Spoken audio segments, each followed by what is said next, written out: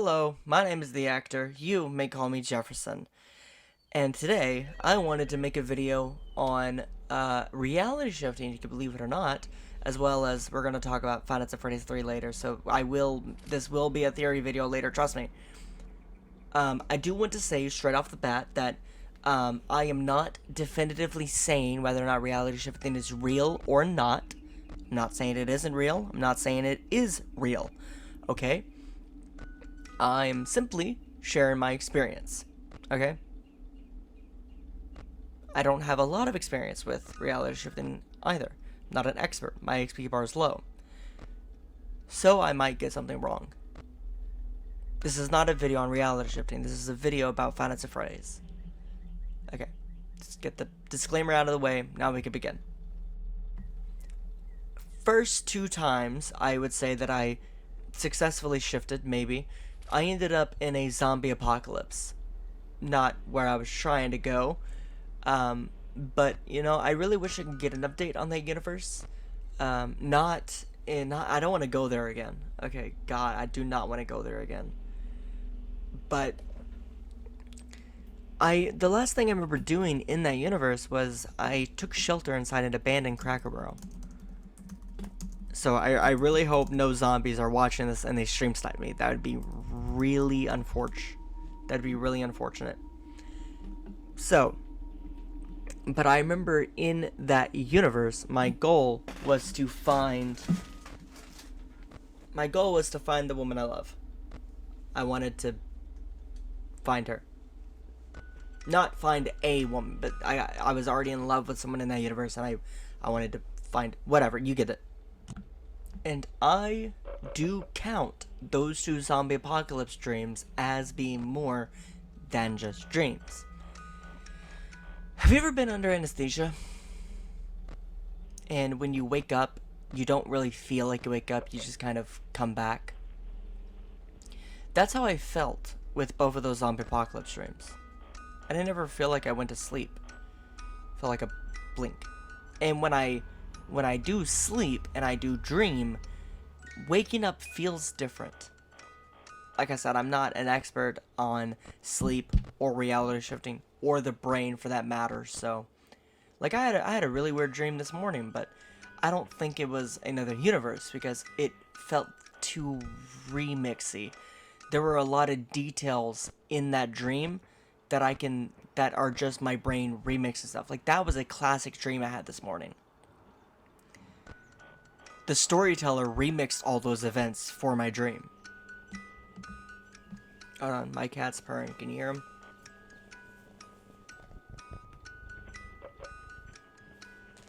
He's microphone shy. I picked him up and he stopped. So, I wanted to shift to Five Nights at Freddy's.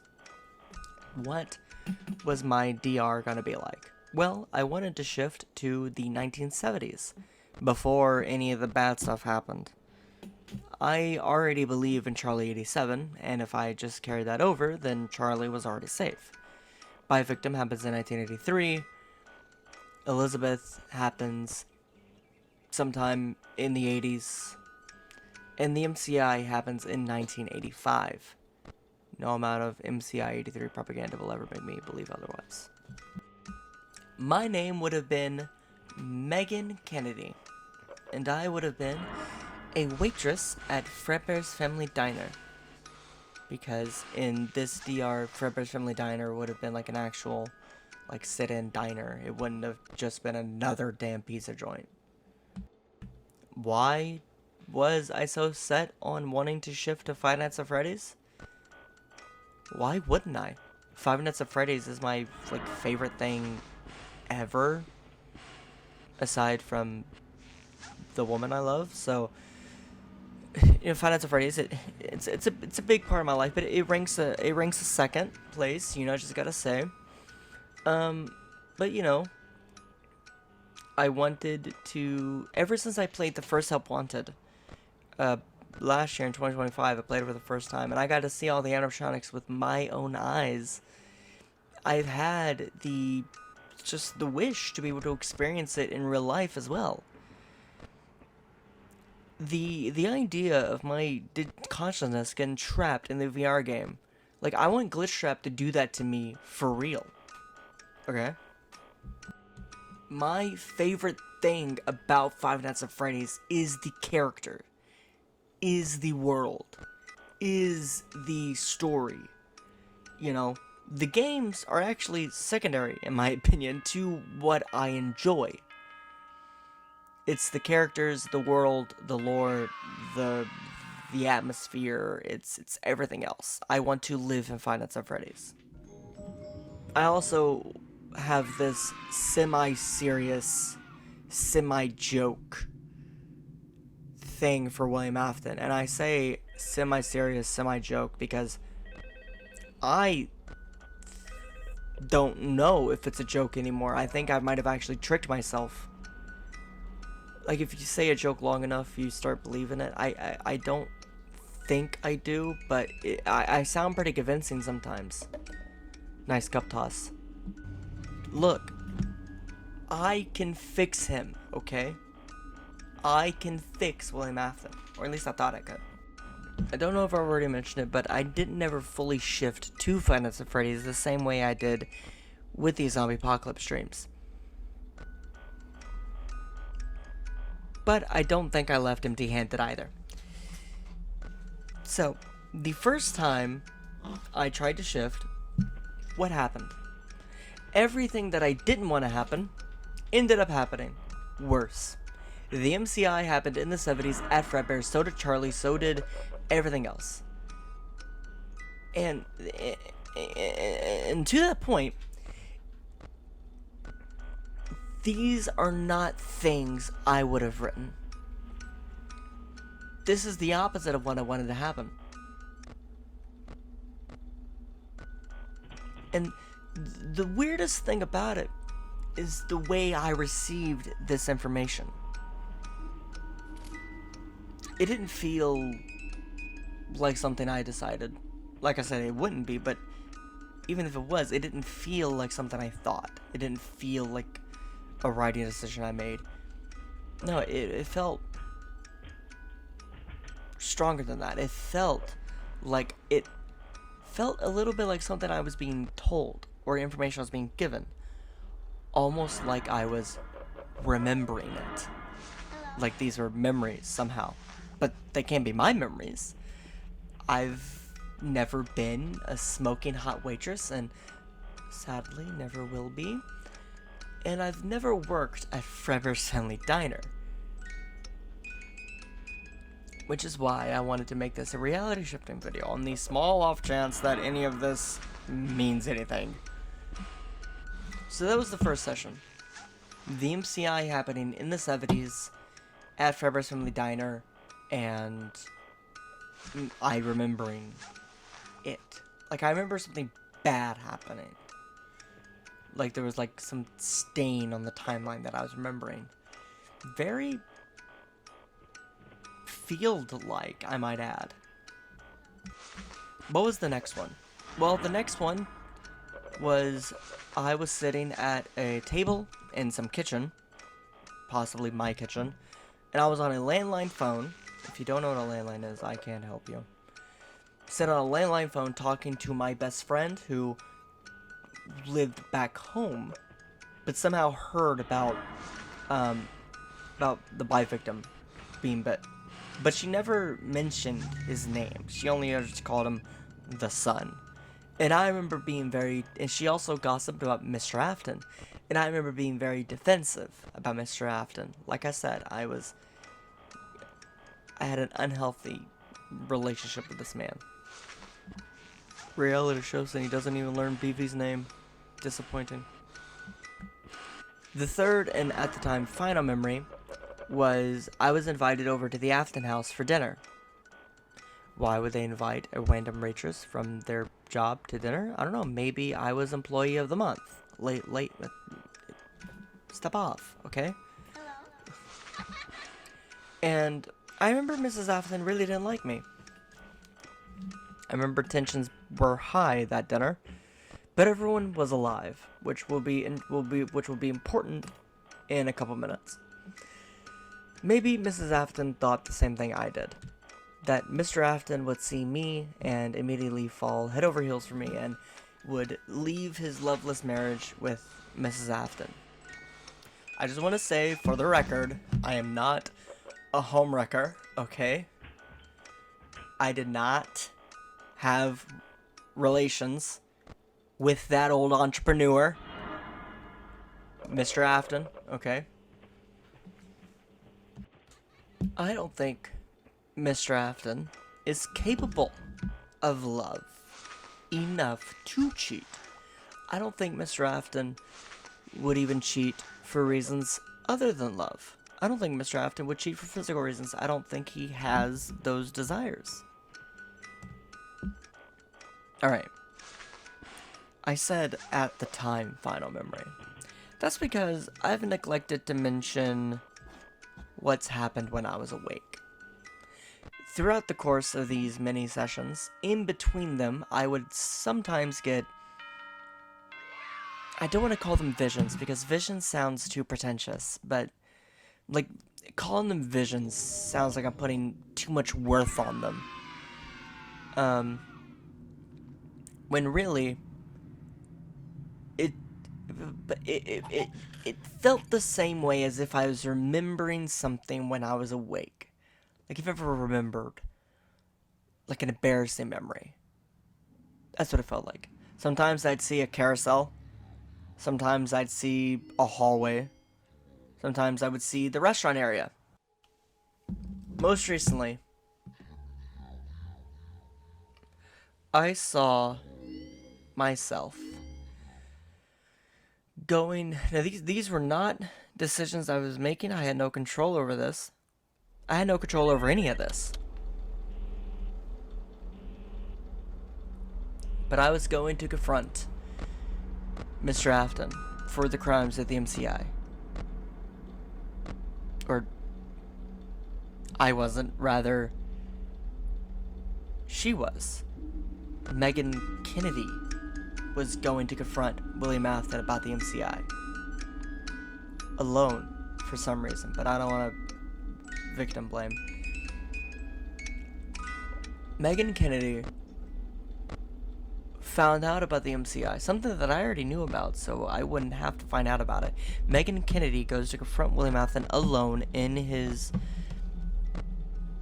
workshop, I believe, is what I remember seeing. And I don't think you have to have a PhD in FNAFology to, better cup toss, to assume what happens next won't be great for Miss Kennedy. Am I right, Star Kennedy? Signed a name and pen. She's probably dead. Which makes me think, did I kill Megan Kennedy? Did I cause any of this to happen? Probably not. I doubt any of this was real, but it's fun to talk about, ain't it? What did I really even gain from this? I didn't get to shift to Five Nights at Freddy's. I didn't learn any lore. At least I don't think I did. I didn't get my victim's name. I didn't get Mrs. Afton's name. The only name I can remember is Amelia, but we've never heard Amelia anywhere, so I doubt Amelia is anywhere close to canon. Does anything even happen at Fredbear's aside from the bite victim? I happen to think it does.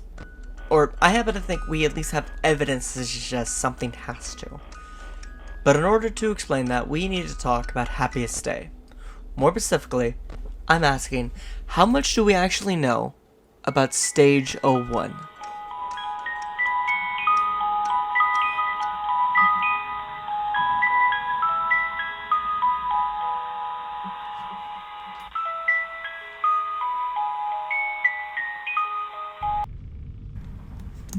We've been theorizing about the FNAF lore for over a decade, but we as a community keep finding details we missed for years. From the endoskeletons burning in the hidden help wanted circus baby's furnace, to the hidden symbolism of ultimate customized cutscenes, we as a community of theorists keep on discovering more and more secrets and answers burning. So first, Withered Circle blocks me on Twitter. And then, coincidentally, he puts out a Stage 1 video before I can. No. The field is doing something there. That tree is doing something here. The tree is doing this to me on purpose. This has always been about me. Don't you understand? I can't believe that. That is hilarious, actually. In Five Nights at Freddy's 3, there are a series of minigames you can do called the Happiest Day minigames. This is what we in the community refer to them as colloquially. The Happiest Day minigames, you mostly have a direct objective in front of you. In Chica's party, your job is to feed the hungry children, much like in Chica's secret party in the Ultimate Guide 2.0, which I do believe that book is relevant to the lore, and we'll get there in a different video at a different time. But I do believe the Ultimate Guide 2.0 is lore relevant. In Mangle's quest, Mangle has to reassemble herself, has to put herself back together. A weird inclusion when you consider the Mangle toy in Elizabeth's bedroom and Elizabeth having to be put back together, but we'll get there. In Balloon Boy's Air Frolic, or whatever it's called, you have to, like I said, I do not have my script with me. You have to collect the balloons before you can leave. In each of these games, there's an exit door that unlocks after you complete the direct objective. Well, there is also a secondary objective in all of them. In all of these games, you can find a crying child out of bounds that you need to deliver cake to.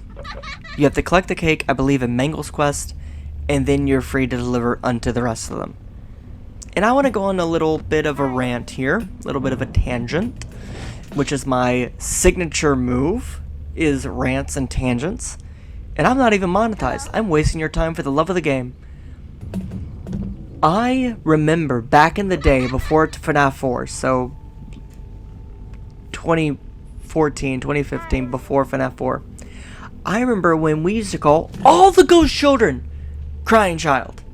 I remember in the character encyclopedia and in FNAF World, where the sprite used for all of the dead kids, for the child and save him that later became Charlie, that sprite is called Crying Child.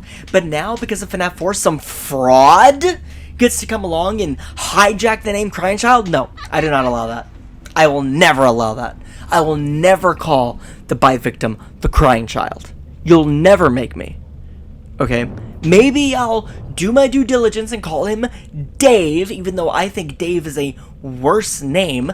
I have considered throwing all of my support behind Cassidy Victim, just so I can stop saying the name Dave. No hate to any Daves out there, but you gotta understand.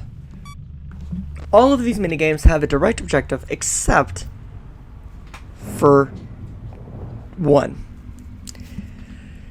In Stage 01, glitching out of bounds is not the secret. It's the job. In Stage 01, you clip out of bounds, and then the exit door appears, implying that this is Fredbear's role. This is his job. But Fredbear's Family Diner, as I've stated earlier, does not have any murders at it.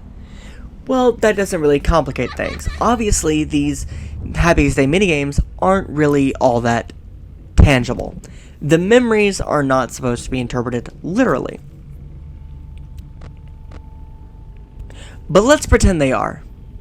Let's pretend Stage 01 is specifically. Obviously, Mangle's Quest, Chica's Party, and Balloon Boys, whatever, are not literal events that are being recounted by the spirits. These are, my best guess, arcade machines that are in Fazbear Frights, and they are being influenced by the ghosts, same way Fruity Maze is being influenced by Susie's memory. Maybe not her spirit, but maybe just her memory.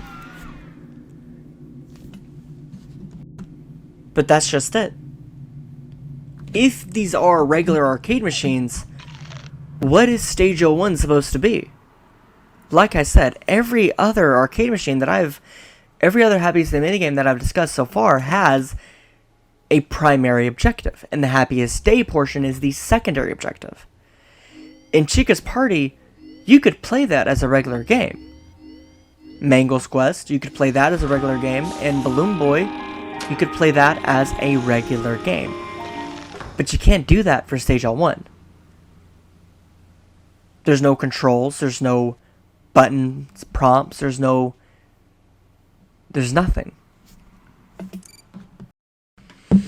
The only job of Stage 01 is to free this crying child over in the other room. And sorry if you see me flailing around in the footage, I was listening to Nakey Jakey when I recorded this months and months ago.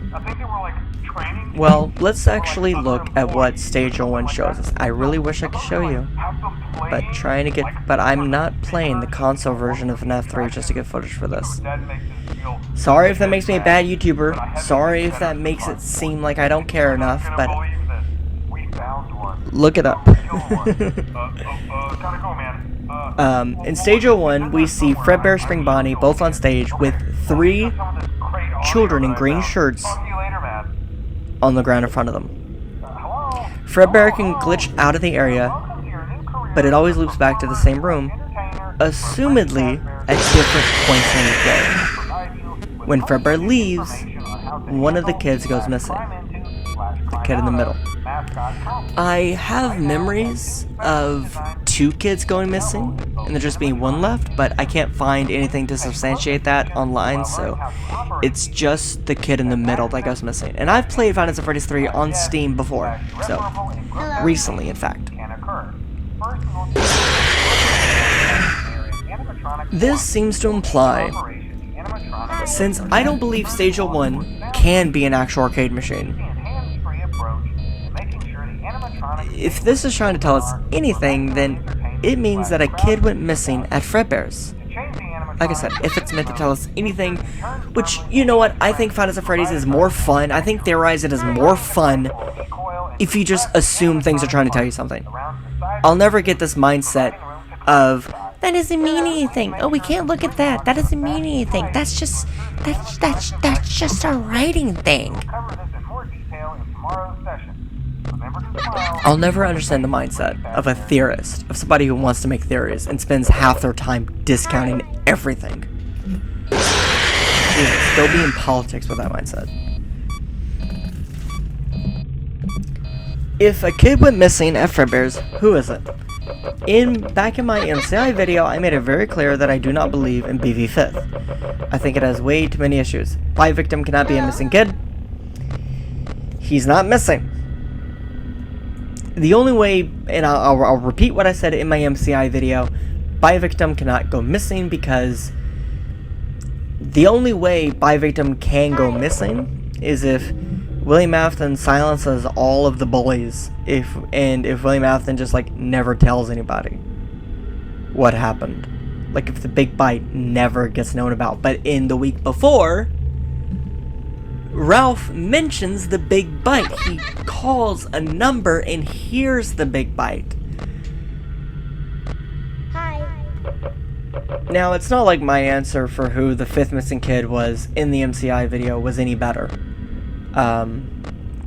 I said it was Michael Brooks because I strongly believe the evidence in Five Nights at Freddy's 2 tells us that the vengeful spirit dies in 1987.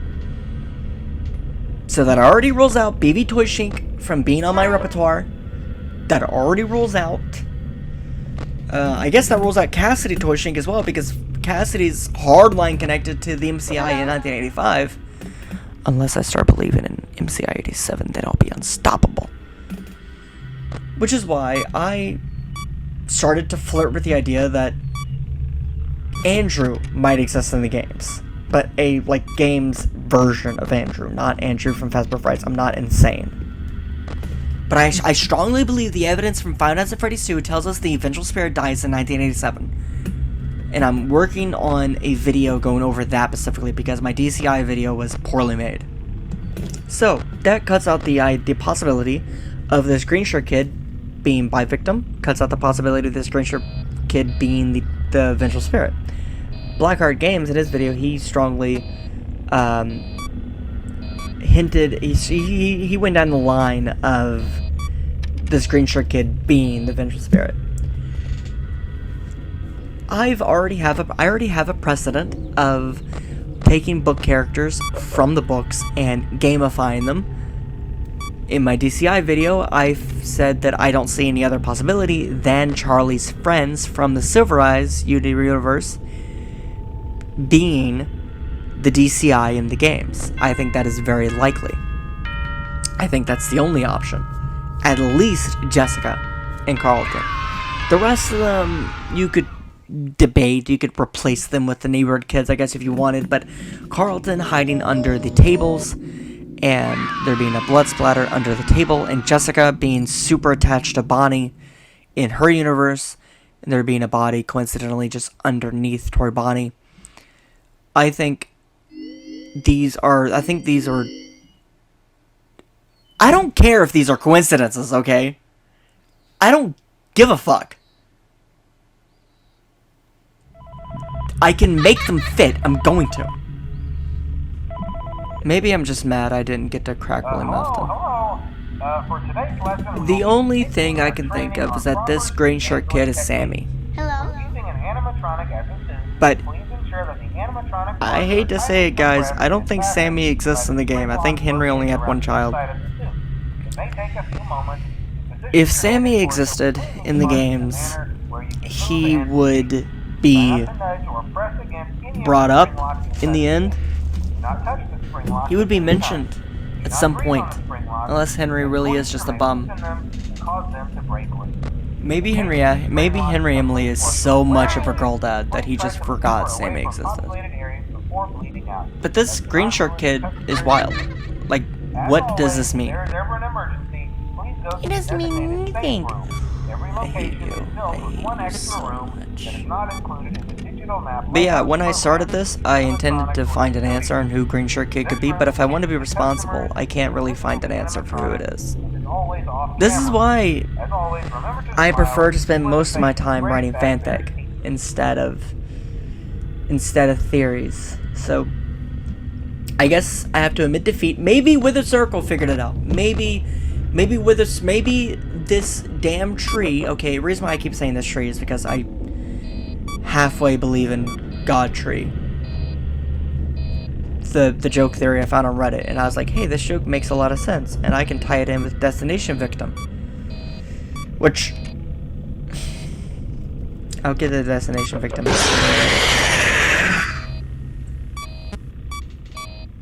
But yeah, maybe Withered Circle figured it out. That dude, he blocked me, and then he made a video about the subject I was going to cover before I could, and then he's... whatever. That has been it for me today. This video is way longer than it should have been, and I think I'm gonna throw up. So I have to stop recording anyway. So, I'm on a new diet, and I don't think my stomach likes it. But, having said that, have a good rest of your day. Thank you for watching, and I promise that the next video will be better. The next video better be about the Phantoms. Hi. Okay, Jeff, you listening? The next video better be the Phantoms. You wrote that script forever ago. Just go ahead and record it. I don't know what's keeping you. Don't give me that excuse that you're always at work.